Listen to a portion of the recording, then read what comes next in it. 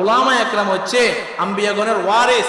এদেরকে মহাব্বত করলে আল্লাহর হাবিবকে মহাব্বত করা হবে, আল্লাহর হাবিবকে মহাব্বত করা হলে আল্লাহ কি করা হবে? মহাব্বত করা হবে। এজন্য তো আল্লাহ তাআলা বলেছে, কুল ইন কুনতুম তুহিব্বুনাল্লাহ ফাত্তাবিউনি ইউহিব্বুকুমুল্লাহ। তুমি যদি আল্লাহর হাবিবকে ছেড়ে আল্লাহকে পেতে চাও, তাহলে আল্লাহকে পাওয়া যাবে? যাবে না। আল্লাহকে দুনিয়া থেকে দেখা সম্ভব? আপনি আমি দেখতে পারবো? পারবো না। আল্লাহর হাবিবকে স্বপ্নের যুগে দেখা কি সম্ভব?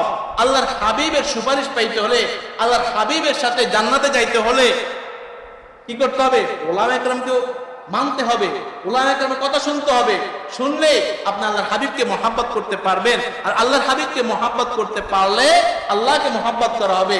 আর তো হাদিস আছে, আল্লাহর হাবিবকে মহাব্বত করলে, আল্লাহর হাবিবকে মহাব্বত করলে আল্লাহর হাবিবের সাথে কোথায় থাকবেন? জান্নাতে।